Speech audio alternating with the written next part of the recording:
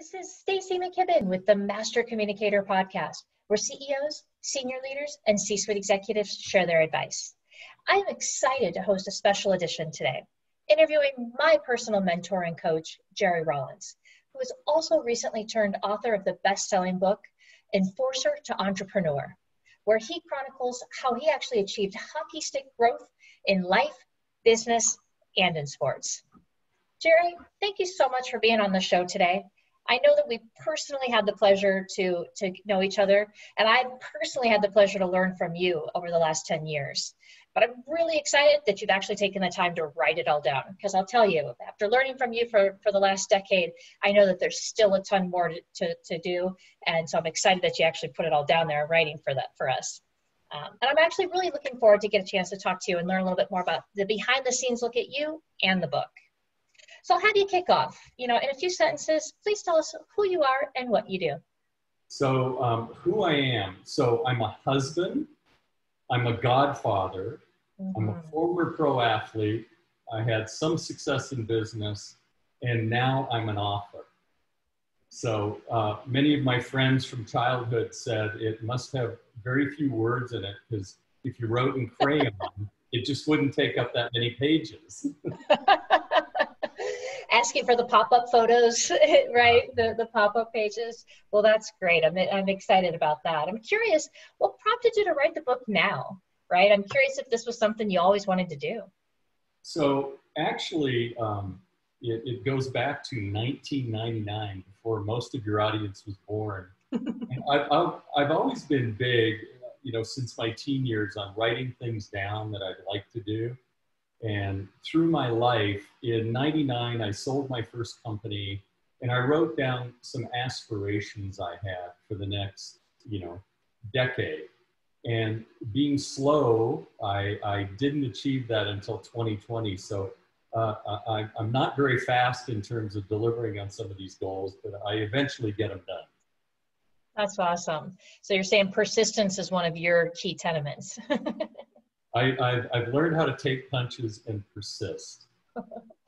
So what's one thing you learned while playing hockey that you still use today?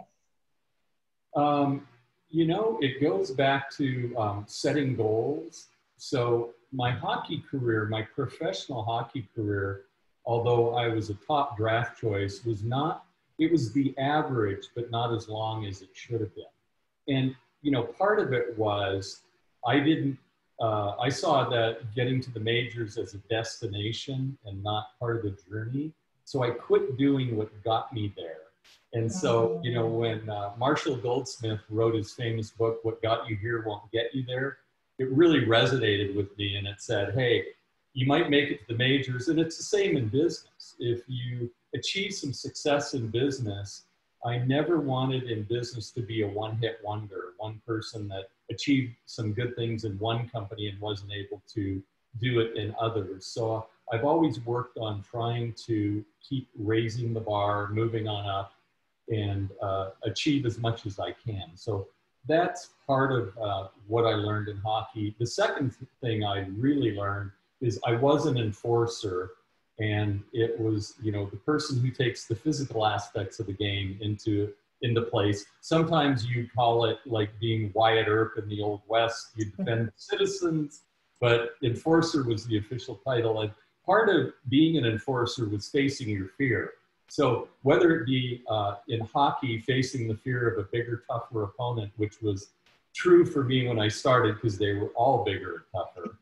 And then in business also, looking at people who were much better than I and facing that fear and trying to achieve some of the things that they'd achieved was always a motivating factor for me. So face your fear. I learned early on, don't run from it. If you run away, it'll become a habit. So facing my fears, and one of my fears was writing. Another is public speaking. So we've done two of them today. Wow. Well, and it's so amazing because I think about the lesson you taught me about very early in my career, where you said, get out there and check the biggest guy out, against the boards, first part of the game. And I've really taken that to heart over the last decade. And I would tell you that it's a big piece of why I'm successful today is, feeling that fear and doing it anyway, but also letting the other team know, hey, I'm here and I mean business, and that I'm a, formidable opponent. So, I appreciate, the vim and vigor with which you share that advice. I'm curious, if you didn't have hockey as an outlet, what would have happened? Would you have worked or gone back to school? What do you think would have been different? If I didn't have hockey, so I had some troubled teen years because I was a bit of a hyperactive student, and school was tough for me because it was too slow. Mm-hmm. I don't mean to sound as if I'm some kind of a genius, but in my belief, school often played to the dumbest person in the room, and that wasn't me. I was somewhere in the middle, but I was a hyperactive kid, so school just bored me. So I always had, from the time I was 8, 9, 10, I had other jobs. And even in junior high, high school, I had 2 jobs all the time because I like making money and I like to have a scoreboard. So when I went to work selling women's jeans with 4 other female salespeople and me. That sounds like a dream job for a man. Yeah, it was a dream job, and one I still look back on fondly as I was 15, 16.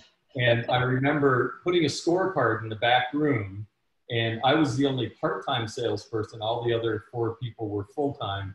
And I put a scorecard up and, how much you sold every day. And every day I'd come in for 2 or 3 hours after working my other job and mark up my sales, as would everyone else. And I guess it's having a scorecard is important to me in anything. Yeah, I think it makes a huge difference. I appreciated some of your commentary in the book around, if you're not keeping score, what's the point, right? It's hard to manage to know information. Can't grow what you don't know, I think is one of the sayings in there. Yeah, and I don't look at a scorecard as really the competitive, competing with others. Mm-hmm. The competition for me is against myself.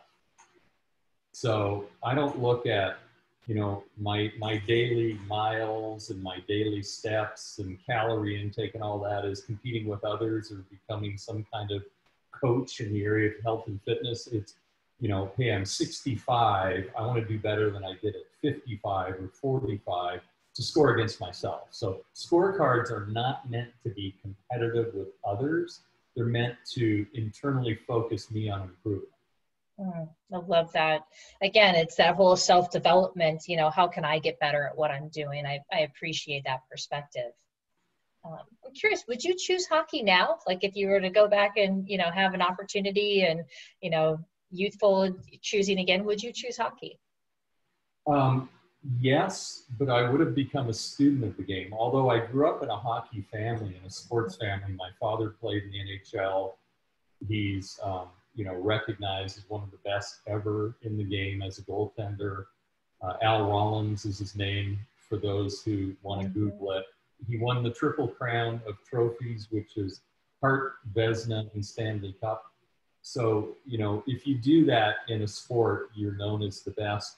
But I wasn't a student of the game. I played with many people who were students. I just wanted to have fun. When I was a teenager in my early 20s, I was more focused on the fun ticket or the e-ticket versus the, gosh, I got here, how am I going to accomplish greater things? So, doing it all over, would I do it again? Yes, but I would have taken those college scholarships that I could have played baseball or hockey in college. I would have gotten the college education first and entered the pro ranks at 22 as compared to 20 and had a better background to fall back on. Not that school is the only thing, but I would have utilized that educational aspect of my life to have been more mature when I got to the pros. Yeah, I can appreciate that. So it's interesting, you talked about in your book about the CEO hurdle, right? That they're smarter than everyone. They're afraid to commit, that some leaders don't know how to plan. I'm curious, how did you learn this, right? Which failures did you find in yourself and how did you compensate? So advice I would give, and I've given to, when you don't have children, Terry and I have been married for 43 years, but we don't have children. So when you're fairly normal, and you have some good assets, you have a lot of people that you mentor, and you also have godchildren. You're named in everybody's trust and will as the place that kids will go, thank God they're all grown now. But, you know, if I were to advise, you know, them on the journey and choosing your first job is choose a good company, but choose a great mentor. If you take a great company, but you've got a bad teacher there, and my stroke of luck in choosing my first job, I had some instincts, and I interviewed at 3 jobs in one day. A friend of mine got me the interviews, one of my dearest friends. And I went to those 3 interviews, and the one person that interviewed me, I looked upon him, and he cared about who he was talking to. He had a magnetic personality, and I knew I could learn from him. And God rest his soul, he became my first coach. And the company I chose as my first company was one of the most fundamentally well-run companies I've ever been involved in. So they had a plan, they had a structure, they had great ownership and leadership and good coaches there to teach those of us that went to work. So choose a good company, but choose a great leader to go to work for. I love that. I'm curious, what was one of your hardest learned lessons, right? And is the takeaway in the book? I'm curious, you know, what would you say is your hardest learned lesson? And would you say that the takeaway is in the book? You know, my takeaways both in sports and in business is, you know, celebrate your wins for a short period of time and get over your losses quicker. Yeah. So sometimes, you know, we've all, you know, I'd love to tell you that I was super successful in sports and business, but the truth is I experienced a lot of challenges both in sports and business. And sometimes I celebrated my wins just a bit too much, and also my losses. I dwelled on them for long. So as I've matured, my wife would tell you I'm one of the most resilient people. And when challenges occur now, I take overnight to think about it, but then I move on and I go to the next challenge, my plan B and C, and always have a plan B and C. When I went into professional hockey, I remember signing my first professional contract at 20, sitting in Toronto, Ontario, just having come out of Maple Leaf Gardens where my father had played several decades before me, and thinking, man, and this is in the mid-70s, I'm going to be a millionaire by the time I'm 24, 25, you know, great things. I'm never going to have to work another day in my life. All I'll do is play hockey. You know, and 5 years later, I learned that that was bad planning and I needed a plan B. So having a fallback plan is always important, and a plan C as well. Yeah, exactly. Well, and I think the quote you used in there, like wishing and planning takes the same amount of energy, right? I forget exactly who it was, but the quote stuck with me. I thought that's exactly right. It takes the same amount of time and energy. So 2 quotes by 2 famous women. One is Eleanor Roosevelt, who was the very scientific, you know, having a plan is important. But the second was my beloved mother-in-law, Betty Jean Jones, a beautiful Southern woman who raised 2 great kids. And she used to say to me, you know, spit in one hand, wish in another. So it's kind of a homespun. And I put those 2 quotes together to say they were both great women, and both of them came from different walks of life, but they were both very wise women that I learned from. Well, I love that. You've always been a really big supporter of women. And, you know, I think it's so important, especially with your level of influence and leadership out in the community. So I appreciate that. No surprise that those would be the 2 that would stick with me. That's true. So what did you learn about yourself while writing the book? And will you write another one? So if you had asked me 2 years ago when I began this process, if I'd write another one, it would have been, so I quit about halfway through. I quit 3 or 4 times. Hard pass. You know, there's a Yiddish saying, and I get every saying wrong, so I apologize for them in advance, but there's a Yiddish saying talking about, you know, you make plans and God laughs. And my belief is, you know, stuff happens to you. while you're making these plans of writing a book. And so I was afraid to tell people for a long time, because I'm big on, once you tell somebody you're going to do something, you got to do it. And so I only shared with a very narrow circle of friends. And then about a year ago, I said, okay, I'm going to do it. And I stumbled through the final year. But the great news is I had good coaches during this time that helped me along the way. And it was a really good learning experience to commit to do something. So if you'd asked me a year or 2 years ago if I'd ever write another one, the answer would be hell no, not no. And the answer now is absolutely yes. I just don't know what it's going to be. Maybe it's going to be all the misquotes I've made through the years that people have to look it up and figure out what it really means. Yeah, just an entire book of bloopers reels, you know? I am a blooper reel myself, so. With a giant heart, though, that's the thing that's, I think, you know, really comes through with your coaching and mentorship, as much like you described of that mentor that made a difference in your world, is you can tell that you genuinely care about the people that you work with. So as one of those people, just an extension of gratitude, I think, is important. So one little note in there that kind of piqued my attention. You talk about the scoreboard and the importance of it for keeping you on track. So you talked about how you have a paleo diet that you stick to, but you get your weekends off, and you get to celebrate with your ice cream habit when you get your 15,000 steps.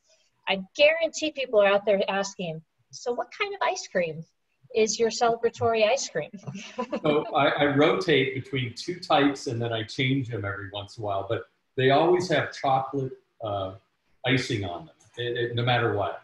And again, I've fudged on my steps. Some days I only do 12,000, but the next day I do 20.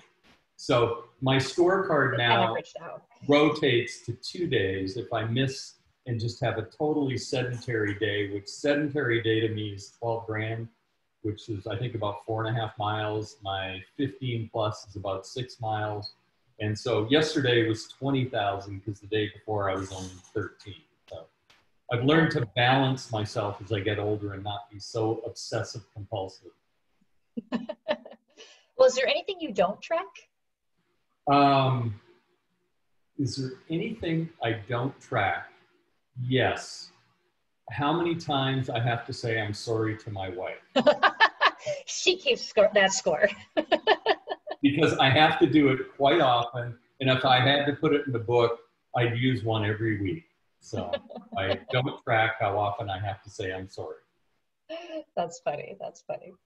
All right. If you could ensure everyone took one thing away from your book, what would it be?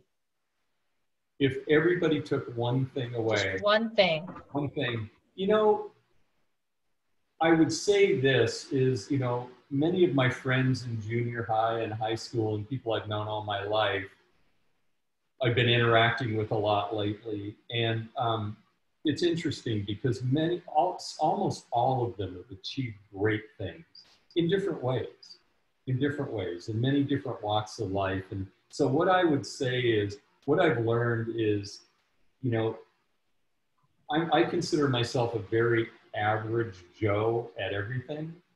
And so if I were to say average Joes and Jills can achieve great things beyond what you believe your aspirations or capabilities to be, I would say that's the one learning I would give to people is I've had so many people in my life who came from meager beginnings and I didn't. I was raised very well by great parents and lived in a great family and was very privileged in many ways. But average education, average, you know, athletic ability, average intelligence, and I consider that I achieved some pretty darn good things in my scoreboard, not in anyone else's. So I'm not trying to, you know, tell other people I'm successful. I'm just trying to give people hope that you can be really average at a lot of things and do okay in life. Believe in yourself is kind of what I'm hearing you say. Absolutely. And those of us that are very, you know, grew up with a lot of self-doubt myself or insecurities myself, you know, you sometimes those around you are the ones that give you belief in yourself. Like my wife, you know, the kids I grew up with always believed in me. I'm still friends with many of them. yesterday I connected with a gentleman that was my hero when I was a young 12-year-old hockey player. He connected with me on Facebook, and he's 75 now. And we reconnected, and I told him what a hero he was to me. And he said, you know, kid, I knew you were going to accomplish something back in the day when you were 12. And so, you know, the faith that those around you have is always a very positive motivator. It also tells us how we can support others and help them achieve things that they don't think they can. Yeah.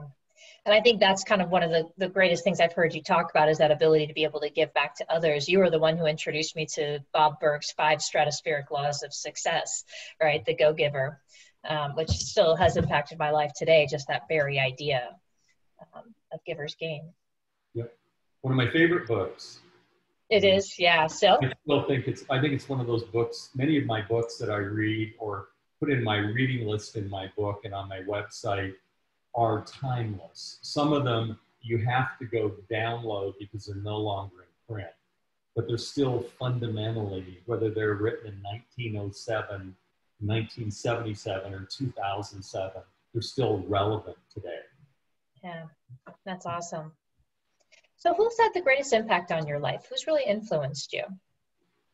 Because you reference a lot of folks in the book. You know, I don't mean to be corny, because it's not meant to be. It's meant to be very meaningful. But, you know, being such a guy's guy all my life, you know, growing up in a locker room and being in business, I think the 3 women I acknowledge in my book, my mother first, you know, had a real fundamental impact on my life, teaching me about the value of hard work, the value of, you know, understanding the impact you have on others and doing things as if it's going to be on the national news. I'll never forget that quote when I was like 8 or 10 years old is don't embarrass the family and don't do anything that if it got on the national news. Now, I will tell you that thank God there weren't cell phones back in my teen years because I would have disappointed my mom a couple of times. But I've tried to never step. I went to the curb in many cases, but I never went off the curb because of the fundamentals I was raised with. Then my mother-in-law, Betty Jean Jones, an amazing Southern woman, and just how I saw she and her husband raise 2 great kids, my wife Terry and her brother Gene, and the impact they had on others. And then Terry, my wife, you know, we've grown up together. We met in our early 20s. It was a love at first sight for me. I think I grew on her over time. She probably still had her options open, but I knew the day I met her, and I was kind of a wild, crazy young guy. But the day I met her, I went, that's the woman I'm going to marry. It was the hair. Yeah, I had graduated from a fro to the flow by that stage. So I had a fro and the flow going on, you know, the party in the back by that time. And luckily, she wasn't scared of me like many people were because of my fierce looks and gave me a chance. And, you know, 44 years later from the time I met her, we're still together and happily married. So, wow, she'll still have you. That's impressive. So you must be doing something people, right. You know, I could say, oh, this coach or, you know, those people are mentioned in my book, my coaches and my bosses. But my wife, my mother-in-law, my mother had a tremendous impact on my life. Yeah, again, bringing it back to the ladies. I like the way you represent, Jerry. So last question for you. How can people find you if they want to reach out and learn more, if they want to find the book or they just even want to get to know you better? How might they do that? If they want to see this face, which was made for radio, I've been told I've got a good voice and a face for radio. But if they want to see this face more, my website is JerryRollins.com, and they can go there. There's free downloads for business plans, for strategic plans, for other items. There's reading lists. So there's a lot of, I'm going to call them evergreen giveaways. The book is not a giveaway. The book is, if nonprofit agencies need the book, of course, for a nonprofit, I would always give it to them. Always support nonprofits. But for people, I learned from one of my mentors years ago, you know, it's kind of a biblical, but if you give somebody a book, they'll put it in the trunk of their car and never read it. If they buy it, they'll read it the next day. So the book is for sale. It's for pre-sale as an ebook for release on October 1. You can also buy the paperback and the hardback, but the pre-sale of the ebook is $4.99. The normal price will be $9.99. I think the paperback is $15.99 and the hard copy is $24.99 on Amazon and Barnes & Noble. So go to my website. There's a connection there to me. I return every email and call I get, so I always respond to people. So I think it's the appropriate thing to do. If I get too many calls or emails, I will still get back with people, but normally I get back with people every day. So. That's great. Well, and I'll be sure to put the details down in the information below the video. So those who are listening or watching the video now, they'll be able to click directly on those links to go right to where they need to find you and or to purchase your book. So we'll make sure to dig that in there for you. So Stacey, one of my chapters is in the book. The first one, other than the foreword, is the student becomes the teacher. And so my biggest give back to the business community and other people is when I create or help have a hand in people like you who give back to others through their businesses. And that's part of, I'm not being gratuitous here. I'm saying I'm proud of what you've accomplished in your business, your family, you know, the way you conduct yourself. So I've been successful with one of my students, and now you become the teacher. Well, thank you. I appreciate that kind recognition, and I credit you a lot with a lot of my decision making and my growth. And you know, you've been a big piece of helping us to pivot our business in a lot of meaningful ways, especially during the pandemic and being prepared for going into the remote world. So I look forward to the next 10 years of guidance and mentorship, and you're not done with me just yet. So I still have a lot of work to do, but I appreciate having you on the show. Stacey, it was my pleasure. Excellent.